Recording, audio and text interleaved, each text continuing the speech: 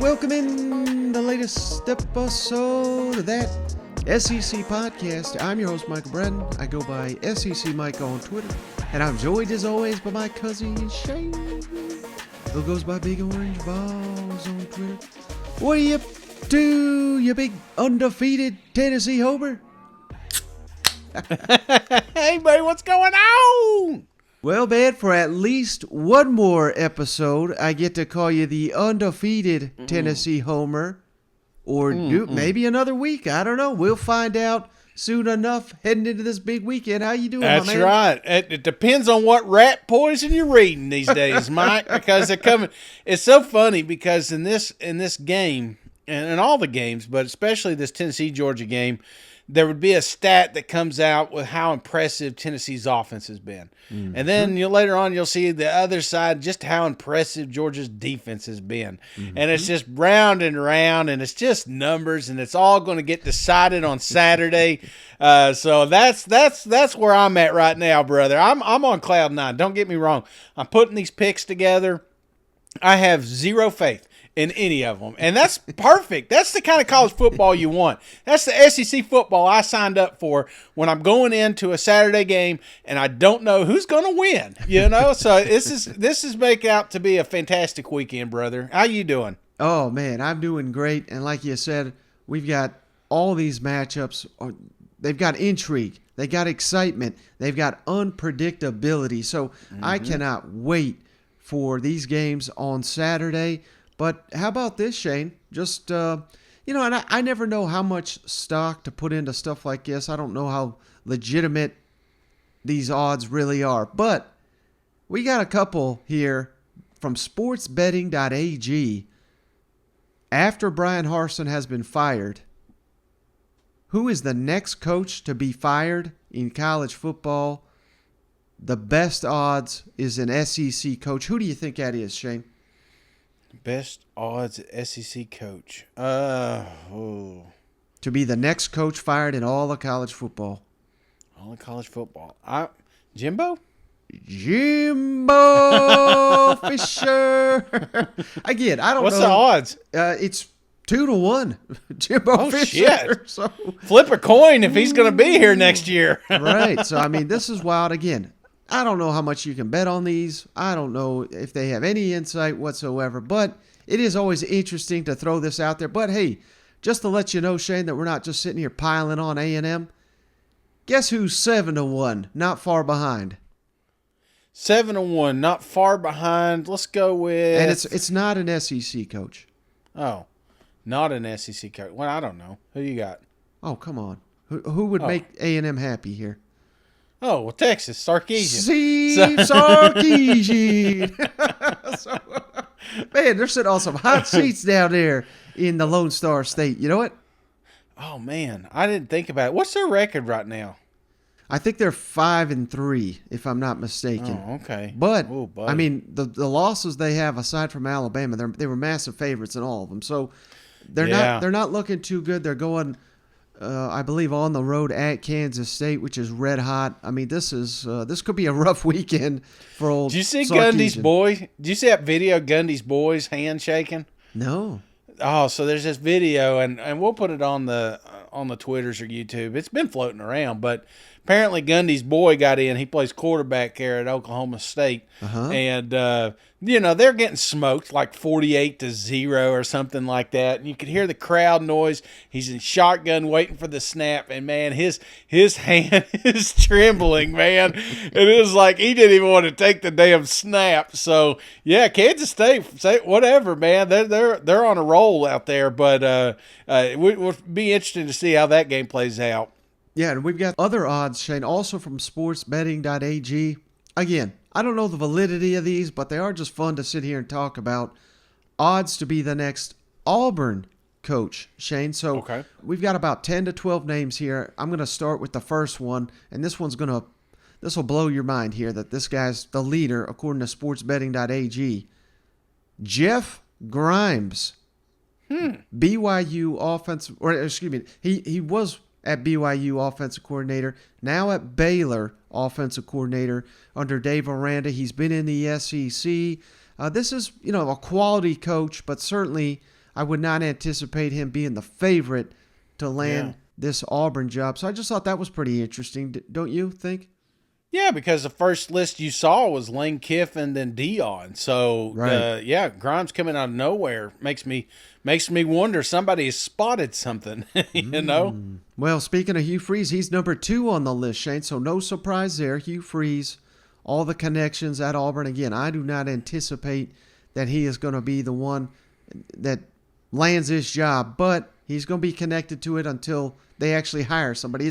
It's amazing, Shane. I say this every offseason. Hugh Freeze is a candidate for all these SEC jobs, whether he gets an interview or not. Remember, there was people saying he's going to be the new South Carolina coach. Yeah. He didn't even get a damn interview. This is his agent out there putting all this out. You remember like them tests you used to take and like D was none of the above? That's what he is. He is D. He is none of the. He'll be included on these because you've got to do it for formality, but I don't know. I really don't see him getting an opportunity in the SEC the longer it goes. I felt like, but who knows? Who knows? It's gambling. Third on the list, Shane, Lane Kiffin, so no surprise there. Yeah. Again, I think he's just angling for a contract extension. We'll see. And then right behind him, Shane, 7-1, Dion Primetime Sanders. So that name ain't going away either. I think he may wait to see who else. What other job? I really do think Dion's going to be a hot name. Yeah. Not saying Auburn can't get him. I think they certainly could, but I don't know. That's going to be an interesting one, don't you think? Dion's interesting, but I don't think his first Power 5 is going to be at the SEC level. Yeah. I think he's still got to. I mean, don't get me wrong. He was a great athlete. He's got a dynamic personality. He's going to be a hell of a recruiter wherever he's at. But I still think before you put millions and millions of dollars and potentially more in revenue on somebody, you're going to have to see some more than Jackson State. So he's going to get a shot, but I don't think it's going to be the SEC. Yeah, he's going to have to prove himself in like the Cupcake ACC. You know what? Yeah. Yeah, there you go. That'd be a good spot for him. Now, how about former Carolina Panthers coach, former Baylor coach, Matt Rule, Shane, 12-1. That's an interesting name. Yeah, that's one that we've heard up on a couple of jobs. So obviously there is some interest for him to get back into the college ranks. So I think it'd be a good fit in the SEC. Now, I think someone's listening to this podcast, Shane. Mark Stoops, 25-1 to land the Auburn job. Mark Stoops just trying to get a raise, ain't he? Yeah. Just kidding. I think, I don't know how it plays out in there in Lexington. I don't think this Auburn job is going to be decided anytime quickly, but it does make you wonder, how much higher does he move up on this list as the season goes? If things don't go well in Kentucky, does it move up, So I don't know. Right. And speaking of the mullet, Shane, Mike Gundy, also 25-1. That'd be an interesting name. Get that shit out of here. It's the same thing. He does it. He's trying to get an extension. Well, you just got your ass beat 48 points, nobody's giving you any more money, and we don't want you in the SEC. Get him out of here. Right. All right. And then this is the long shot one, Shane, 33-1. Who's the most hated coach that you can think of that is available? They could hire him today, Shane. He's been fired from the last several jobs he's had, but he is an elite coach, and this would be the most SEC move of all time. Oh. Former SEC coach. Do you know who I'm saying here? Urban Lion Meyer, 33-1. Put your $5 on old Urban. I mean, you got to make that call if you're Auburn, right? I think he makes it back, but I just don't think he takes the Auburn job. I don't know. He may be. I don't know. Put some money on it. I think there's a lot of people down at Auburn would absolutely love to have him as a coach, but he is not invited to any family functions. You think them assistants got in trouble with Brian Harsin? You wait till Urban gets down there on the bar stool. Jeez Louise. Well, hey, buddy, before we pick our games, let's take a brief moment here to mention the sponsors. Don't forget to check out all these sponsors in the show notes. Help the show stay free forever by taking advantage of these promo codes. And let's start with Game Time Sidekicks, Shane. I got my Game Time Sidekicks right here. Knoxville, Tennessee-based business here. They produce these outstanding stainless steel drinkware, Shane. These products are lined with copper to keep the drink hot, cold, whatever you want, all day long. And this is NCAA officially licensed gear. They got 300 universities represented, Shane, in tumblers, bottles, shaker cups, sippy cups for the little ones. So head on over, GameTimeSidekicks.com. Use the promo code HeyBuddy, all one word, at GameTimeSidekicks.com. They'll give you 15% off your entire order with HeyBuddy as the promo code. Again, GameTimeSidekicks.com. Outstanding idea. The holidays just around the corner. You're not going to get them anything better than a Game Time Sidekicks. You know what? Yeah, they're great cups. Mine's undefeated, so I keep drinking out of it. Yeah, it's got a little superstitious now, so I don't wash it or anything. I just keep rolling with it. No wonder I'm sick all the time. Well, speaking of, the opposite of being undefeated, Shade, we're also sponsored by the Wager app. We cannot pick winners to save our lives, but the best part, Shane, you can download this Wager app, use this promo code SEC. They'll give you $20 immediately to play with, risk-free, no credit card required. But if you do want to put in money, Shane, they are matching your initial deposit up to $100 on the Wager app, again, with that promo code SEC. And the best part, Shane, since we can't pick these winners, people can just fade our picks, guaranteed to win on the Wager app. And I cannot wait to hear who you got wagered up, buddy. I hope for your sake it's not them Vols. You know what? Hey, easy now. I bounced back last week. Folks are hesitant to go against me, but I will say this, Mike. We have been wrong a lot. I thought we'd get a little more thank yous online, but we've not. They just take my money quietly. So, yeah, jump on the Wager app. What's that promo code again? SEC? SEC. Come on now. Come get our money. That's the same promo, Shade, for Prize Picks Daily Fantasy Sports. We love Prize Picks. Head on over to prizepicks.com. Again, promo code SEC. They'll match your initial deposit all the way up to $100 if you use that promo code. What we love about Prize Picks, Shane, this is the only daily fantasy that I'm aware of that has college football selections, and I have got some winners for you, buddy. You ready to hear my Prize Pick selections for this week? Absolutely, man. Again, I haven't done Prize Picks in a while because I just keep stealing yours. So, yeah, let me get a pen and paper here. So, first one, Shane, I don't know if you're going to like this or not. This may hurt your heart a little bit here, but Stetson Bennett, Georgia's outstanding quarterback. Shane, I'm going over 295.5 passing yards against them Tennessee Vols. Thoughts on that? So they got. I guess you're predicting them playing from behind most of the game here. So is that what you're saying? Why do you hate Georgia, Mike? So no, I think Georgia's going to have their way with Tennessee's defense. We'll break that game down here in a minute, but yeah, 296 passing yards. I think that's definitely attainable. Absolutely. No, I think you're right there. And that's usually what we find ourselves in a little bit of a shootout. Exactly. So how about this one, Shane? Chris Rodriguez, Kentucky running back, going on the road to that outstanding Missouri defense. I'm going under, brother. Under 100 rushing yards for Chris Rodriguez. He got a little banged up last week. Yeah. He just doesn't quite look himself going into the teeth of this tough Missouri defense. I don't think he breaks the century mark. What about you?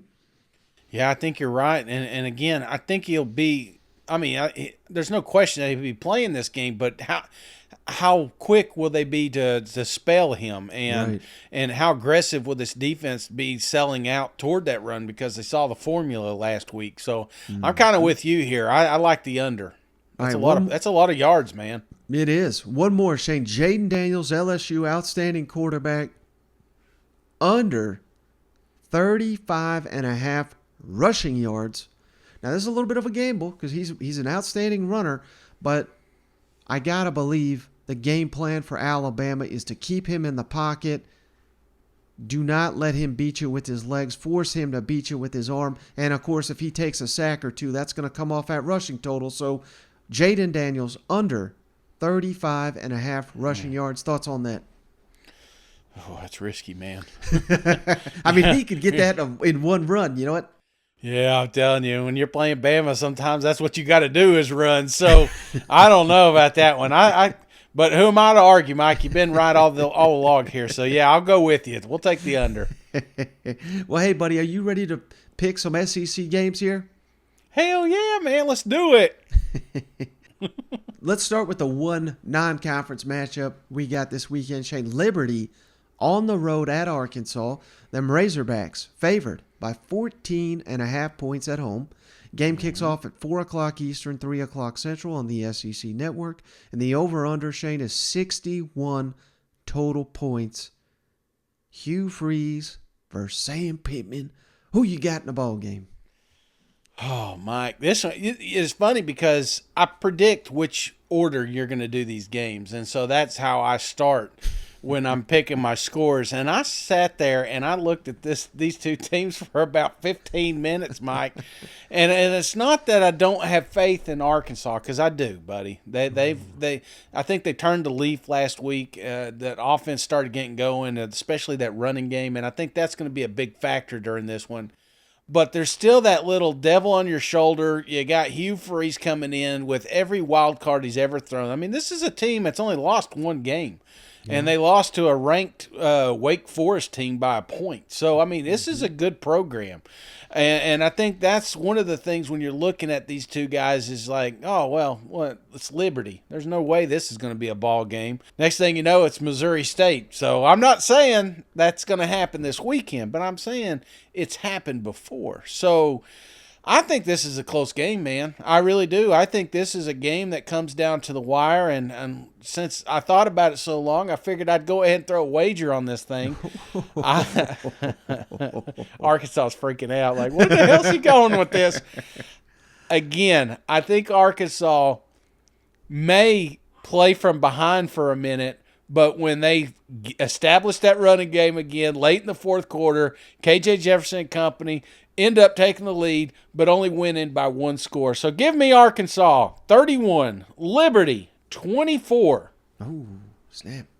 I think you might be onto something there, Shane. I was surprised looking at the efficiency numbers for Liberty's defense. According to efficiency, they got one of the best defenses in the country. Now, they ain't played no Arkansas Razorbacks, so I'll tell you that much. Yeah. Because Gardner-Webb gave them a fit last week, Mike, so let's don't get too carried away. That's the key, though.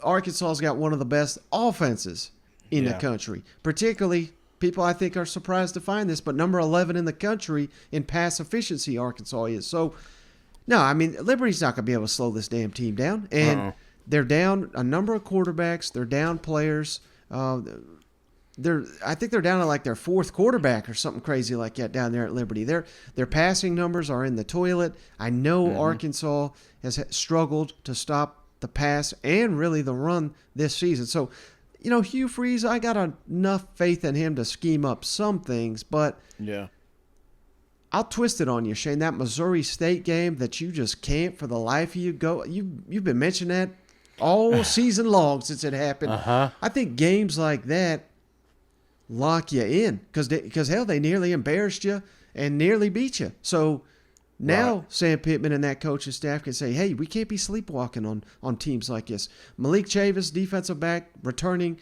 to the lineup for Arkansas in this matchup. You hit it, Rocket Sanders, KJ Jefferson. The ground game is going to be unstoppable along with the passing game. I think Arkansas cruises in this one, Shane. Give me Arkansas 38, Liberty 20. I like Arkansas and even the 14.5 points at home against old Hugh Freeze. Get the hell out of here, Hugh. Get back to whatever minor league you're in and don't come back. Keep it rolling. Keep that momentum going. I tell you, that quietly putting together a little 3-game winning streak here going into that LSU matchup. So this is I don't, get me wrong, it should not be a ball game, but it just feels like one of those that lingers out there. And one of these games that stupid mistakes early in the game, you find yourself still in a ball game. And that's just kind of how I feel this Liberty one playing out. So probably wrong. It's my wager, so might as well load up and put all your money there on Arkansas, because that's probably what's going to happen here. Yep. All right, how about this one, Shane? SEC East showdown, South Carolina on the road at Vanderbilt. Gamecocks favored by a touchdown. Game kicks off at 7:30 Eastern, 6:30 Central on the SEC Network. The over-under 48.5 points.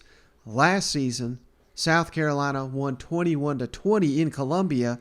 Mm-hmm. South Carolina leads the all-time series 27-4. How about this, Shane? South Carolina's 14-2 in Nashville, and they have beaten the Commodores 13 years in a row. Do they make it 14?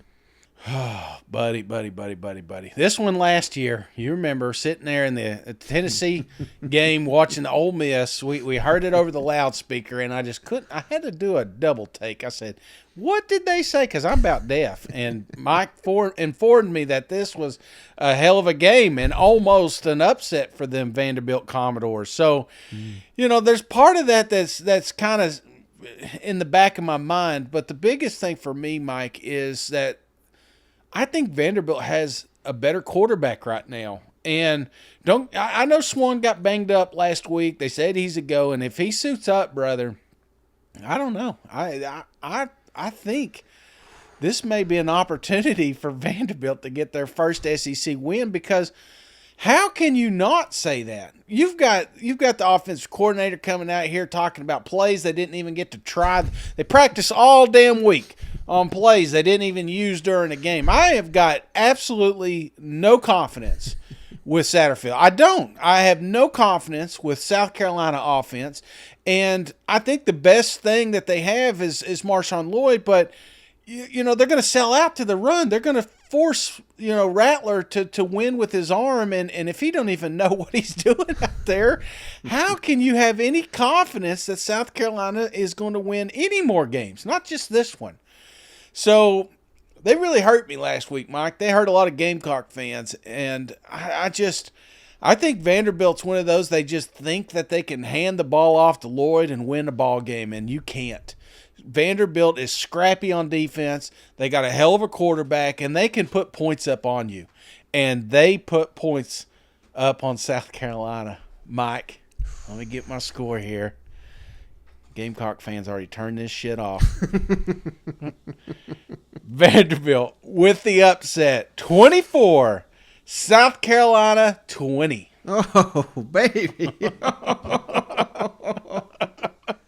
Oh, I don't even know if Vanderbilt has a social media team, so at least you ain't got to worry about getting drugged through the mud after this thing. But don't worry, national media will take over from here. So you cannot afford to lose this game. But again, Mike, with what I saw last week at home, with all the momentum in the world, it's just they shit the bed, and I've lost all faith in them right now, especially on that offense side of the ball. Until we get a new coordinator in there, I'm afraid to gamble I'm afraid to put any money on South Carolina. Right.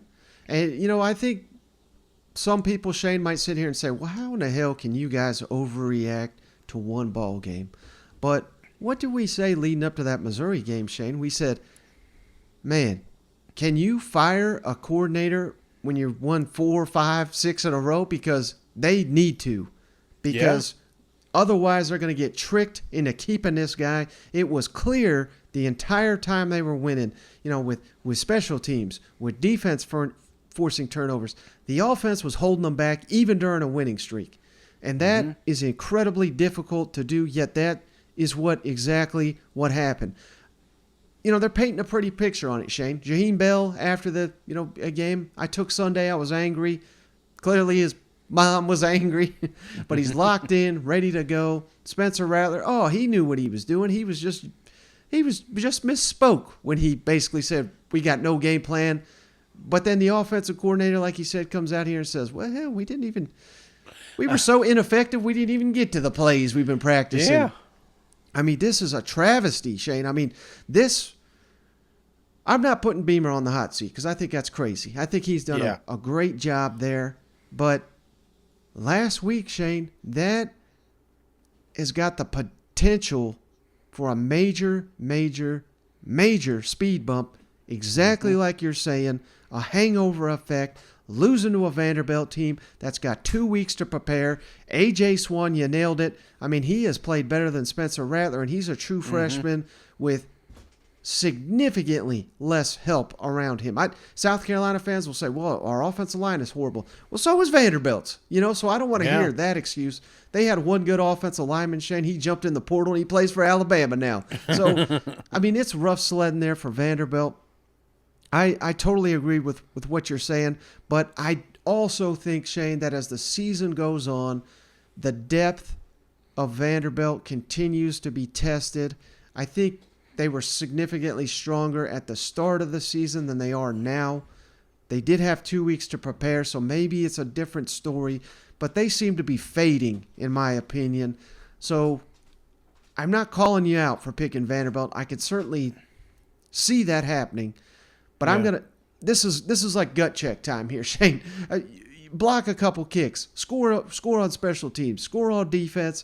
That may be the recipe, and it's sad that we even have to say that, but that could be the recipe for South Carolina getting a win here. I think they do it, and I even give them the spread. I'm going South Carolina 21, Vanderbilt 13. So I mean, it's gonna be an ugly dogfight here. I think you put the ball in Marshawn Lloyd's belly as many times as it takes and get Jaheim Bell involved. What the hell are we doing here?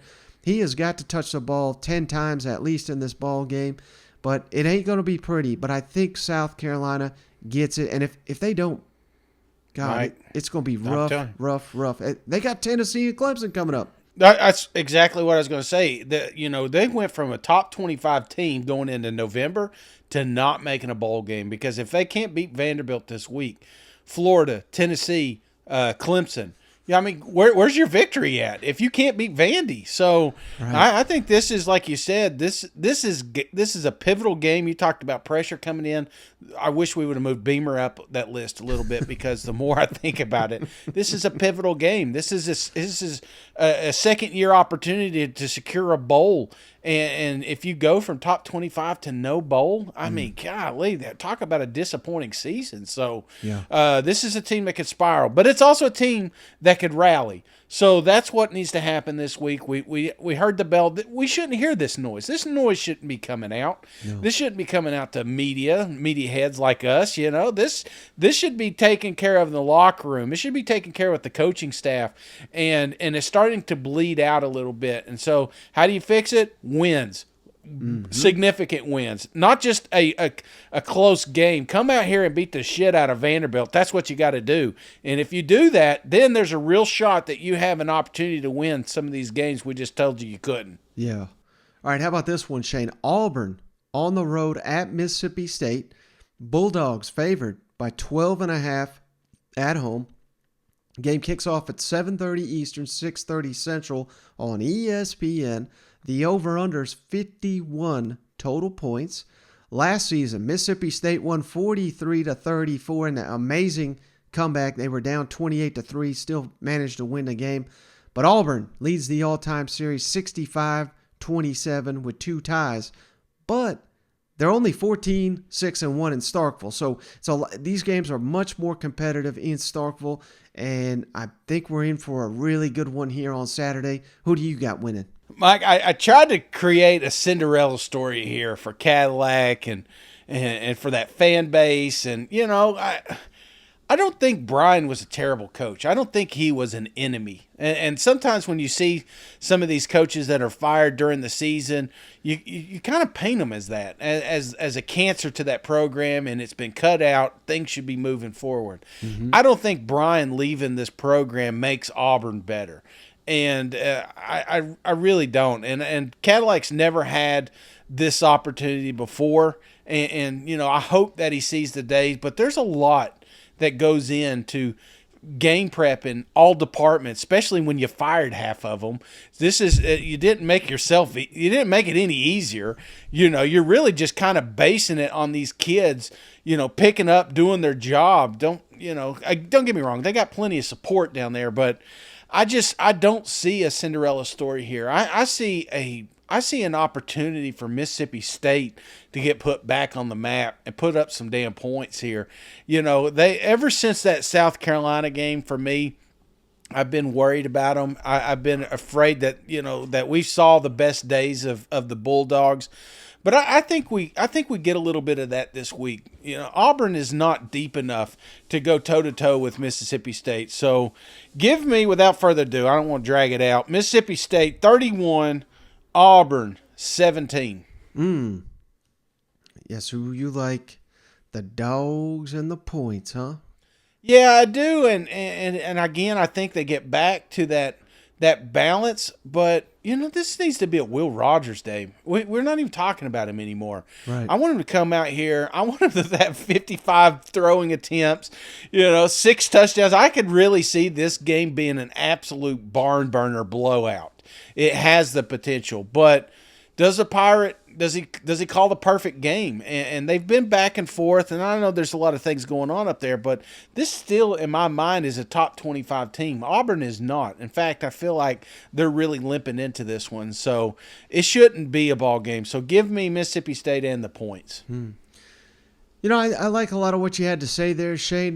There just seems to be something missing with Mississippi State, though.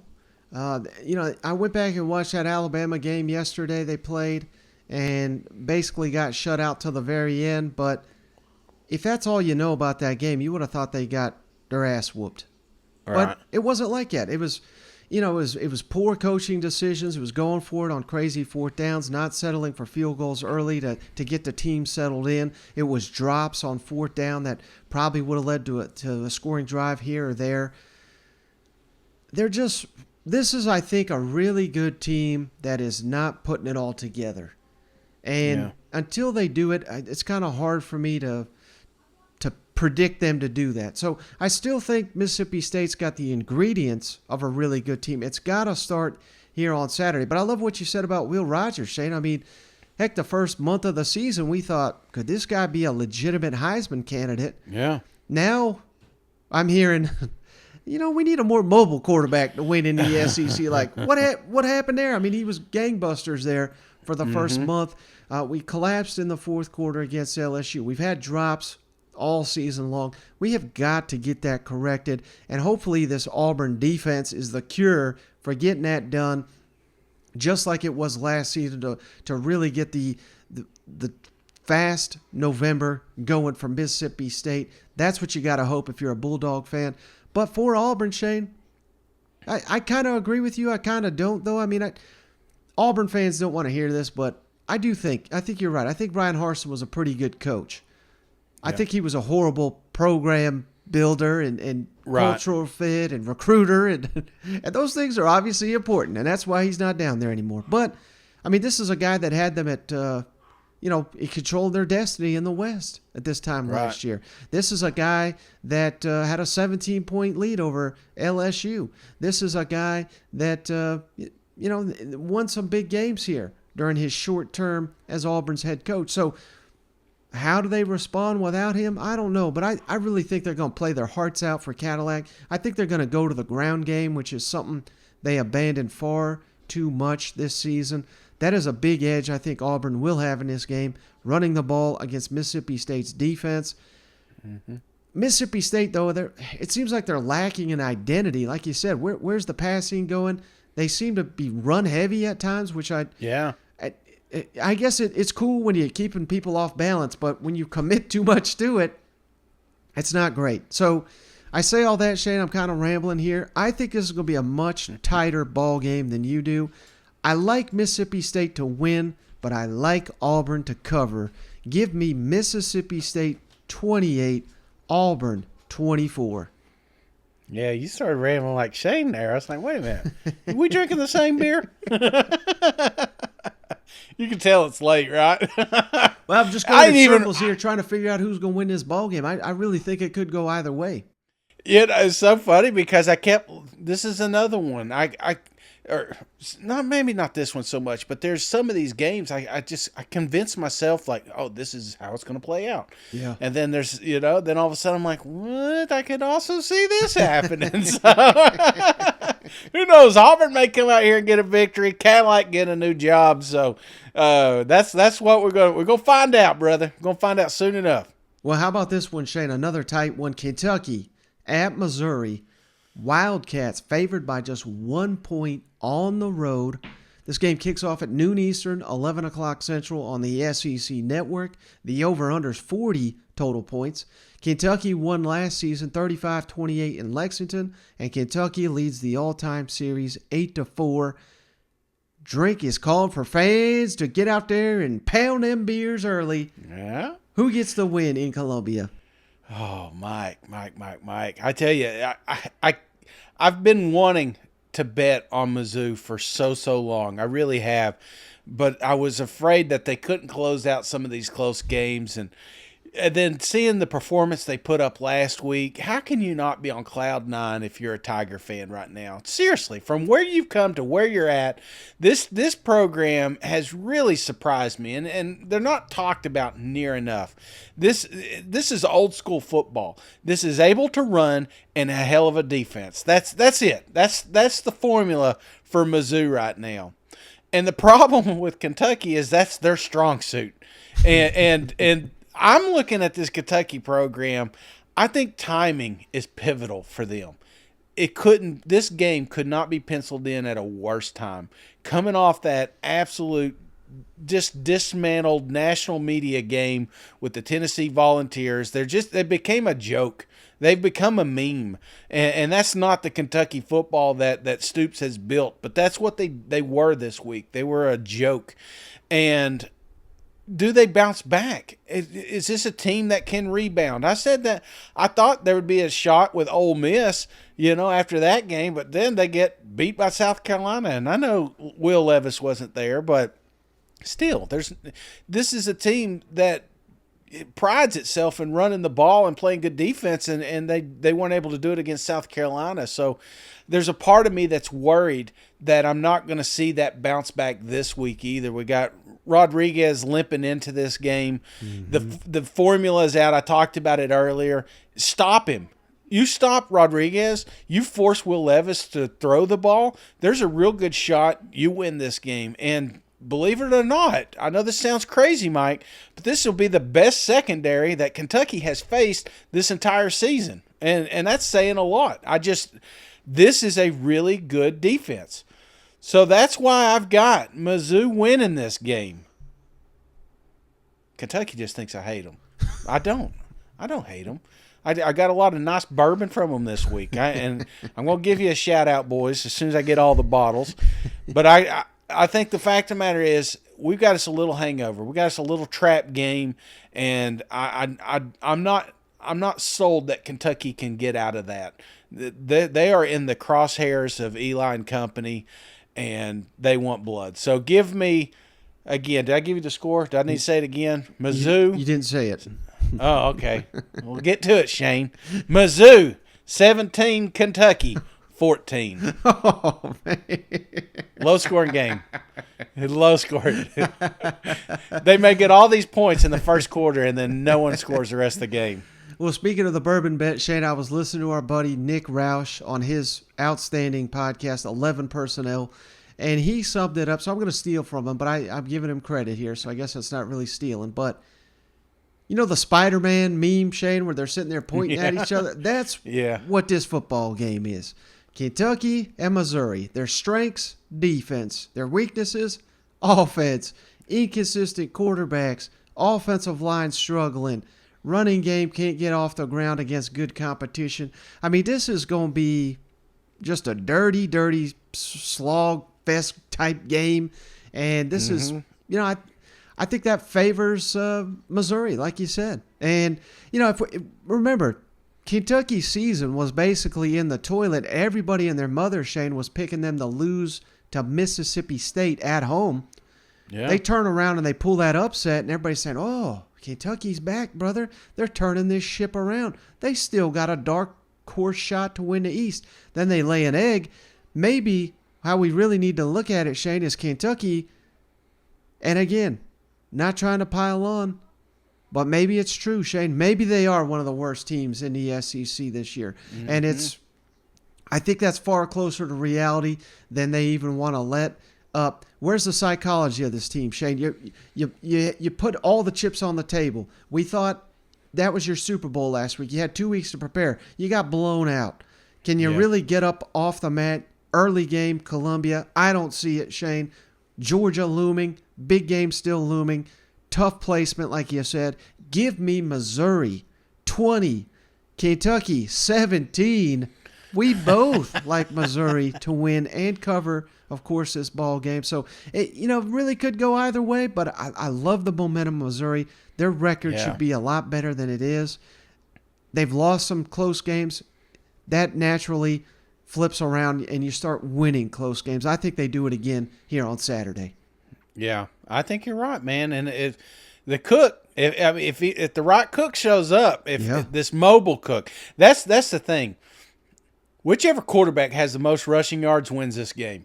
And I just feel like they're still, for some reason, not wanting to cut Will Levis loose. Mm-hmm. And Cook, they did. And him becoming somewhat of a dual threat, or just at least keeping the defense honest, I think that's why they were able to just kind of steamroll South Carolina there at the end. But that was a momentum builder for this team, and I felt that, and I feel like it continues into this week.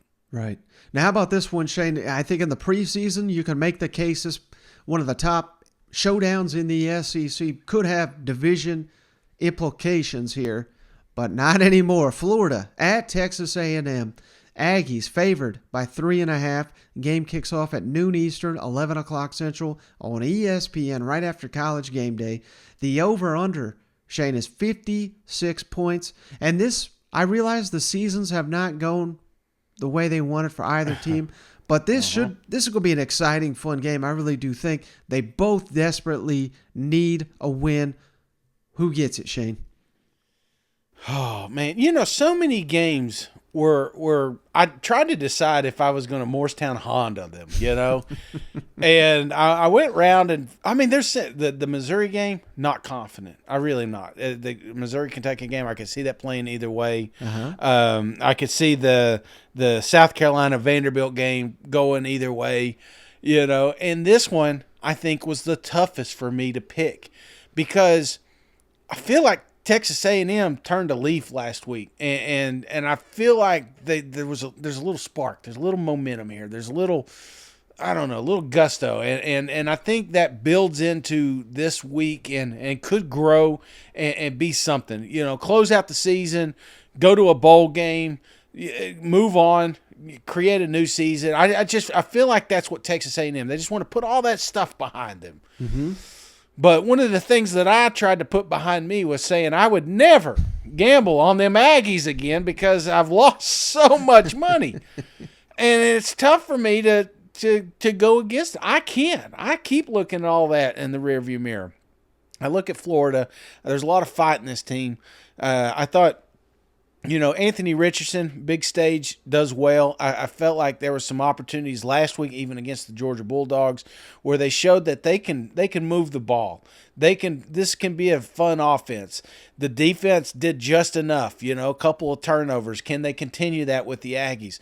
I'm not convinced that Texas A&M is ever going to win a game again, and not because they don't deserve it, not because they're not talented, but there is some sort of bad mojo, or what do you call that? Just something. There's something cooking down there, and somebody made a deal with the devil. I don't know who it was, but until that thing breaks, I'm not putting any money on the Aggies. So Morristown Honda, game of the week. I've got. Oh, shit. My eyes ain't like they used to be. Florida, 28. Texas A&M, 27. Oh, man. Miss an extra point. That would be expected from these two, no doubt, the way they've been playing, Shane. Is that that crazy for me? No. Even just now in this drunken ramble that I'm in, I'm still trying to convince myself that was a good pick to pick Florida, and I'm not 100% sold on it because I really do think that they're playing better, but their defense has gotten worse, and if that continues to happen, I feel like Florida's going to have the last possession here. Right. Well, how about this, Shane? I was thinking about this. Going up against Georgia last week, elite defense, and they found success. Not a ton, but they found success.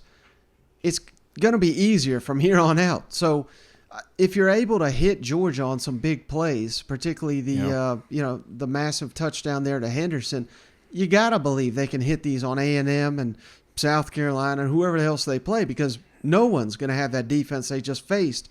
Now, they didn't just run through them by any means, but that is what Florida can do to Texas A&M. Yeah.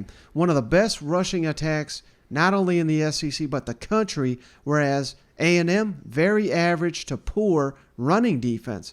Now, the same is true the other way, though. A&M, good rushing attack. Florida, horrible rushing defense. So this could be I don't want to say a low-scoring game, but I think they're both going to lean on the ground game, which will eat up the clock, limit possessions.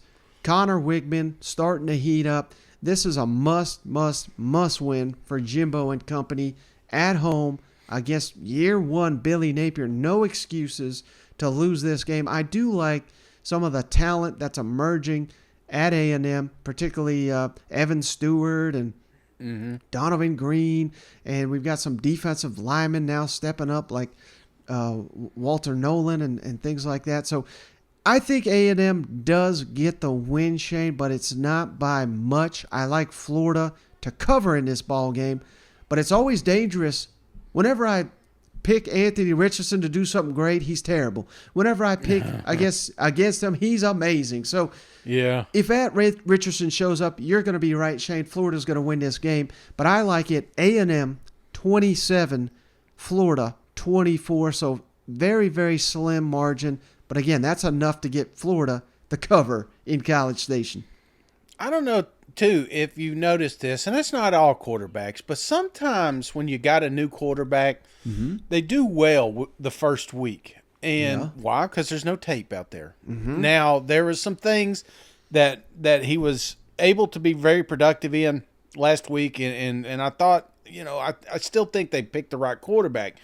But when you break the tape down, which that's what Napier and company have done, they're going to find little things where he made mistakes, and they're going to capitalize on that. So sometimes those freshman quarterback, I think we just talked about Swan. Swan came out, had that freaking amazing game, and then all of a sudden it's like, wait, it's not the same guy. So there's ebbs and flows.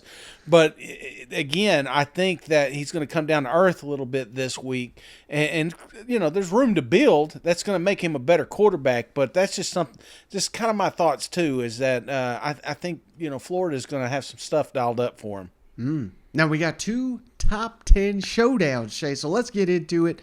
Number 6, Alabama at number 10, LSU. The Crimson Tide favored by 13.5 points on the road. 7 o'clock Eastern, 6 Central on ESPN. Over under 56.5 total points. Alabama won last season 20-14 in Tuscaloosa. They lead the all-time series 55-26 with 5 ties, and they're 29-9 in Baton Rouge. Who do you got winning a ball game? This is going to be a hell of a game, and unfortunately, because of the Tennessee-Georgia matchup, I think it's getting overlooked a little bit. A lot of folks are talking about it, but it's a pivotal matchup, brother. It's deciding the West, in my opinion. I think the winner of this game is going to represent the SEC West. Now calm down, Ole Miss. You still have your chance, but I feel like the trajectory, that's where we're at. Coach Kelly and company are doing a lot better than we thought they would at this point in the season. And you got Alabama, struggling a little bit. They didn't play well against Texas A&M. They didn't play well against Texas. They got beat by Tennessee. It's so funny that when Alabama loses, it's a bad Alabama team all of a sudden. It's like, well, they're not as good as they're supposed to be. Well, what does that mean? Just because they struggled?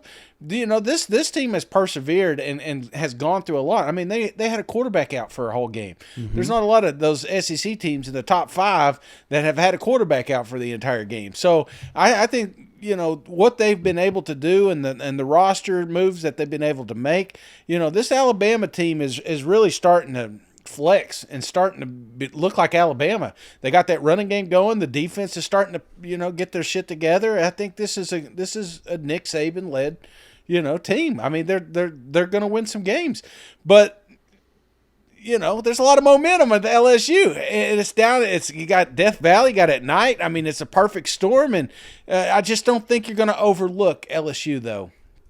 I really don't. I think Nick Saban, this game's personal to him. I mean, hell, he even talked about it at this dinner. He's got a whole week to think about it. He's had a whole week to prep for it. This is going to make or break the West. So, without further ado, Mike, I think LSU makes this competitive at the start, but Alabama does what Alabama does, and they just pull away and doesn't become a ball game. So give me Alabama winning this one, 42, LSU 24. Oh, I think it's tight. I think it's a one-score game at half, but Nick Saban comes out and it just beats the brakes off of them in the second half. That's what I think happens. Now, one thing I didn't hear you say there, Shane, I mean, you did reference the home crowd and everything, but Alabama, aside from maybe that Arkansas game, which was tight there after Bryce went down for a little bit, they have struggled at times on the road with discipline, with penalties, with turnovers. They do that type of stuff in Death Valley. They're in big, big, big trouble in this matchup. I do think I don't know if it hurt LSU. That might be the wrong word, but they were so hot going into the bye. It may hurt them to have taken a week off. I think they would have preferred to play Alabama last week, if they're being honest. Of course, I think this crowd can will them to victory if they can get to Bryce Young, which I think they can. Alabama, both these offensive lines, Shane, I think are going to be at a big disadvantage in this matchup. But I think if you're Alabama, like I was saying with my prize pick selections, you got to keep Jaden Daniels in the pocket. Make him beat you with his arm. They've got the receivers to get that done, but I don't know if they've got the quarterback that is going to outduel Bryce Young. I mean, you could keep Bryce Young in the pocket. Good luck, brother. You know what I mean? So back and forth style game. I see what you're saying. I like... You have to give Bryce Young a major advantage. I mean, he may be the best. I don't think he's going to win the Heisman again, but he may be the most outstanding player. I mean, even when he's banged up, he's incredible, So I just can't pick against Alabama to win this game, but I do think it's going to be closer than you think. I think it's going to be lower scoring because I got a ton of faith in defensive coordinator Matt House. He's one of the best defensive coordinators in the SEC. They've already announced, Shane, they're going to allow B.J. Ojulari and Harold Perkins on the field at the same time to just kind of unleash them on Bryce Young. That is a matchup that heavily favors LSU with that Alabama offensive line. So I think it's just going to be a much, much tighter ball game. Alabama, they just always seem to pull this damn rabbit out of their hat in Death Valley. I think they do it one more time. Give me Alabama 30, LSU 24. So we're talking a one-score game. I mean, even LSU may have the last chance to win this ball game. I think we're talking that tight of a game. And I definitely could see that, Mike. I know the LSU fans are probably mad that I've picked this, but I think you hit the nail on the head. The bye week was pivotal for Alabama. That's just another week. I mean, they were kind of limping into this thing, and having that extra week, I think, was at a perfect time and just a good reflection moment too for them to. Hey, what are we? Is this a team that's going to make a run? And I think that's what we're going to see. I don't know. I just. They haven't won down there. I mean, they haven't lost in a decade down there. So I'm not convinced that this is the year that they do. Right. Don't get me wrong. LSU is, again, they're a great team, top 10 program, all for it. But, Bama is a tall glass of water, man, and I just don't think that Kelly's ready for it. Right, and you know how confident I am in this pick, Shane? How confident? I forgot to mention a wager of the week: LSU and the 13.5 at home. This is why you mentioned Brian Kelly. This is why he's down here, Shane, to kill the Nick Saban dynasty. Maybe they get it done on Saturday. For their sake, I hope they do. What if they do? What if they lose this game? Seriously, what if LSU wins this? Nick Saban's going to be golfing a lot more than he currently does. Let me put it that way. Oh, man. No college football playoff, no SEC championship. Yeah. What is it? Let me just, devil's advocate, I know you want to move on, but if this game was decided and LSU wins, what would have to happen for them to beat Alabama this weekend? I mean, I think Bryce Young would have to be off his game a little bit. Again, see the undisciplined, the penalties, things like that on the road. That crowd has got to be the difference, because even I think the most diehard LSU fan would tell you Alabama's got a better team. Now, I'm not saying significantly better. Hell, I think Alabama, you could argue, has got a better team in Tennessee, but Tennessee got it done. So that is not the end-all, be-all.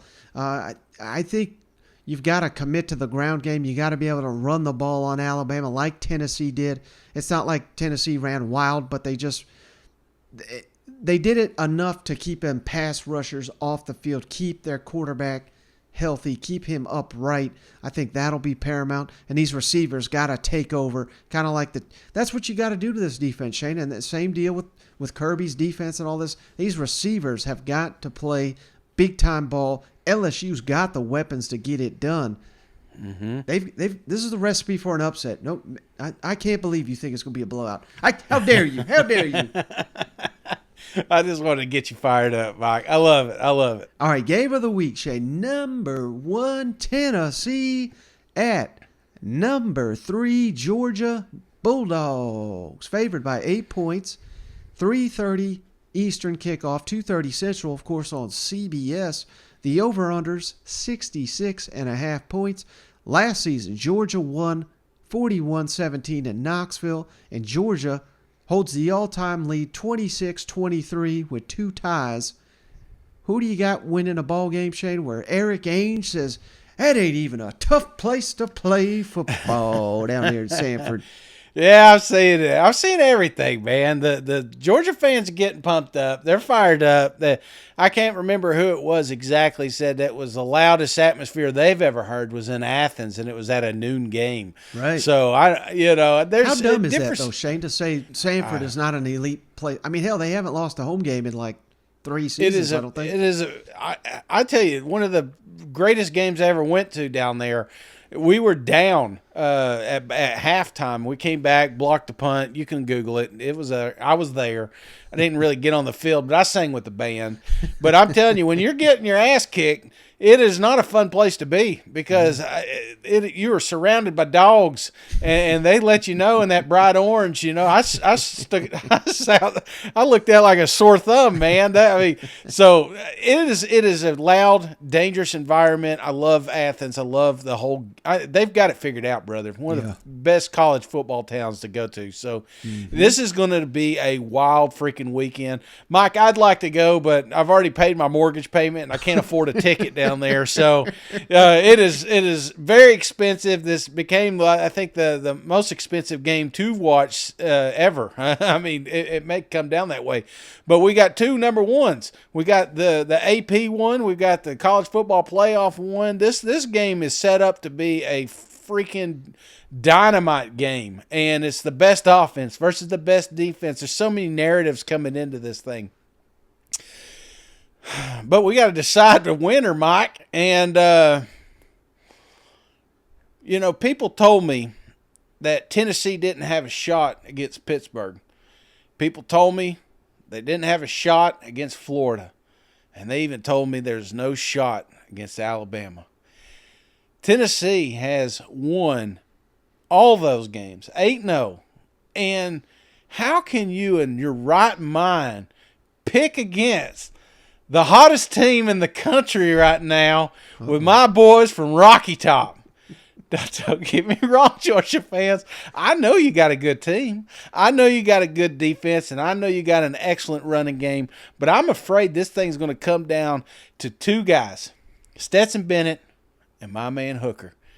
And I always trust a Hooker, baby, because he's throwing to Jalen Hyatt. He's throwing to. I mean, don't get me wrong. You got some fantastic tight ends, and they're going to have a shit ton of yards this weekend. But when it all comes down to it, and I've got to give the ball to one quarterback, I want Hendon Hooker to be throwing it. So give me Tennessee with the upset, another upset. I'm going to let that marinate for a second. 38. Georgia, 35. They call you the Tennessee homer for a reason, don't they? Well, I'm telling you, I'm undefeated. I don't want to pick against them, even though I will say this, brother. More worried about this one than I was Alabama. I don't know what it is, because I don't get me wrong, Bryce coming off the injury was a factor. Mm-hmm. But, this one right here worries me because – this is a team that could potentially make us go 3 and out multiple times. And if that happens, it could get ugly real fast. But I don't know. I think there were some plays. I don't know. I'd like to give the kid credit, but he's got this Twitter handle I've been watching, and he's showing, and I was watching some of the film breakdown between the Florida Georgia game, and there were so many opportunities that Florida missed. And Anthony Richardson wasn't able to find some of those downfield targets. And I'm just thinking, if Hooker was in that position, he doesn't miss. He's so confident right now.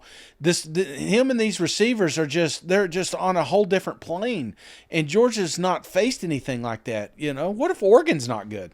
I mean, has anybody stopped and said, well, maybe Bo isn't a good quarterback, So why are we putting stock into Oregon but not with Alabama? So I just think, Georgia fans are already mad. I can hear them. They deleting the podcast, calling me a fat ass. I can hear it now. But I'm telling you guys, this thing will get decided by Saturday, and I just think that Tennessee's just got a little too much offense. Man. Well, I'm just digging a hole. I should just shut up and let you talk, right? The one thing I have not heard this whole week, especially from you, Cousin Shane, you talk about Tennessee's offense. You talk about Georgia's defense. But what could be the key to this game is Georgia's offense. They got a top 10 passing attack and a top 10 rushing attack. And I know Tennessee can stop a run, but they sure as hell can't stop the pass. That's why I love Stetson Bennett in this game, Shane. This is all week he's had to hear Hendon Hooker, Hendon Hooker, Hendon Hooker. Guy's going to win the Heisman. You're just an afterthought. Georgia's at a disadvantage in this ball game. Well, I don't know about that, Shane. I think this is going to be the biggest game Stetson has all season long, back and forth. You going to be dog cussing Gary all 4 quarters long because he's going to be hyping up Stetson and these amazing receivers and tight ends and running backs from the Georgia Bulldogs. I think they're going to score quite a bit on Tennessee, Shane. I really do. Now, we have heard a lot about Tennessee playing Alabama and how that could help Georgia because they've seen it. Mm-hmm. Well, one thing I haven't heard a lot about, Shane, is Georgia played a team called Kent State. And you know what offense they run, Shane? They run the same offense Tennessee's running, and they had success on Georgia. So, I think that cuts both ways. Tennessee able to study up what Kent State, they had some success, believe it or not, against Georgia. So I know Georgia will adjust, so will Tennessee. But, I think that factor kind of cuts both ways. Explosive plays are going to be critical in this game. Georgia does have quite a few. I think they're like number 2 in the country in yards of 10 yards or more, but no one's touching Tennessee, Shane, in plays of 40 yards or more. That's how you really put that dagger in, particularly when you get that tempo running. First downs for Tennessee will be critical. Will Georgia be able to limit Tennessee on these early downs by only having probably 5 defenders in the box? Because I think Georgia's going to go a lot of dime 6 defensive backs on the field. That's the adjustment Alabama made in the second half, and it slowed down Tennessee a little bit. But, of course, not enough, was it? So it's going to be interesting to see. Crowd is going to play a big, big factor, Shane. I cannot believe you're disrespecting them dogs in Athens. You are going to be making a big mistake and regretting that one come Sunday, Shane. Final score, Georgia 35, Tennessee 38, upset on the road. We got the same score, believe it or not, Shane. Oh, but jeez. Here it is, Shane. Are we going off of last season's championship run, or are we going off the 8 games we seen this season? We got to go off the 8 games we seen this season. And Tennessee made their roster does not match up with Georgia. I get it. It doesn't match up with Alabama either, Shane. But hey, these players are playing at an elite level for Josh Heupel and his coaching staff. He is pushing all the right buttons. The defense is playing. Well, all we heard all offseason was Tennessee's defense was god-awful. They're can they even win games with this defense? Well, hell, they just shut out the number 1 overall pick last week. You know what I mean? So I think Tennessee is hitting all the right cylinders. I think they're playing better than Georgia. It's going to be a back-and-forth ball game. You know, if you ask me a confidence level, Shane, out of 100, I'm saying 51% is my confidence in Tennessee. I certainly think Georgia can win this game. I think Georgia could blow Tennessee out. I don't think Tennessee could blow Georgia out, not in Sanford Stadium. So, you know, maybe giving mixed messages here, but this is a toss-up. But I'm going with the better team, better quarterback to win this game. Well, Mike, you know, I'm an emotional guy. I really am. And there's no rhyme or reason to all my picks, but it's part of I will say this, Mike. I've not picked against Tennessee all year. And why start now? You know, why be the negative guy when things are rolling for my Tennessee Vols? You talked about confidence. It's like mine's like 50.0001. There's no confidence. I have zero confidence in this game because I really do think that this is a bigger test for Tennessee than Alabama was. And I'm not bashing Bama. They got a hell of a program. Yeah. But this defense has the potential, like I said, to force us to do some 3 and outs. And there's more tape out there now. Like you said, you talked about the Alabama game, but there's the Kentucky game. They're all of them. You know, this is more film study that Kirby and company have. And I there's part of me worried about it. And the noise. This is Kirby's baby. This is what he loves. He loves this negative talk, this disrespect coming down here to Athens and bashing the Bulldogs. You're coming to his house, and he's going to have those players fired up and ready to go. And if they force Tennessee to have a couple 3 and outs right out of the gate, these fans, boy, they cannot wait to come down on that field and remind Tennessee who's the best. So don't get me wrong. This has the potential to get ugly quick. But I just can't go against Tennessee right now because when I felt like their backs against the wall, they still prevail. And they've not done anything. The turnover battle, if this thing gets into a shootout, I'm more confident that Hooker doesn't have turnovers than Stetson does because we got to see it last week. Made a lot of stupid mistakes. Mm-hmm. Not all of them were his, but it's just Hendon hasn't. He's like I don't know. He's just on a different playing field right now. So he's dialed in, as they say. And I don't know, man. The more I talk about it, the less confidence I have in this game. But I would love to, who cares? 3:30, we're going to see. Save the clips. I can't wait to hear you guys bash me. I may disconnect. You may not see me till Tuesday. I was just going to say, Shane, I cannot wait for these clips to be cut and copied and pasted all over the internet come Saturday night because it could get ugly for us. It could be. It really could be. But I hope that I just hope it's a great game. Like I said, coming into this weekend, not just the Tennessee game, but all these games, they're so close. we don't. That's what makes college football awesome. It's really awesome. It's SEC football. It hasn't been like this in a long, long time, where it's not just one or two. It's not just Georgia and Alabama anymore. And, Georgia wasn't always up there. It used to be the Florida Gators. It used to be the Tennessee Vols. There's always like one or two teams.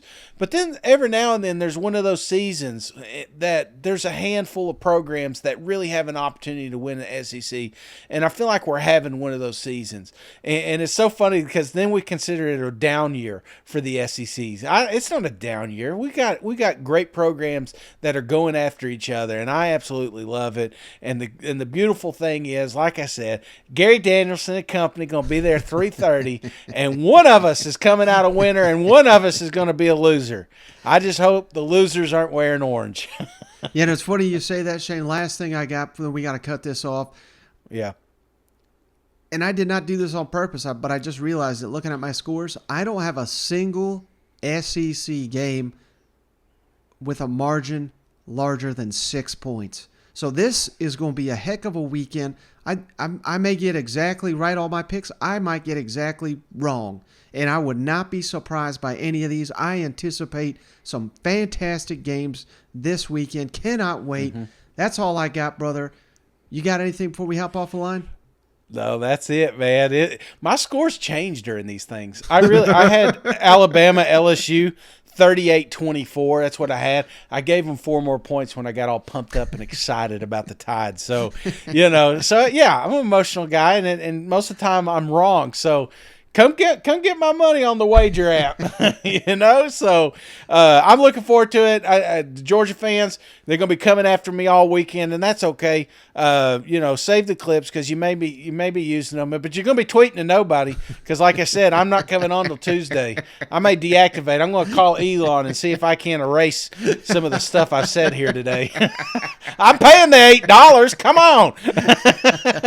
All right, brother. Well, I appreciate you as always. I appreciate each and every one of you for checking us out. We'll catch you on the next one. All right, see you guys. Go Vols. Would you say upset? I mean, we're both won, so I can't say that.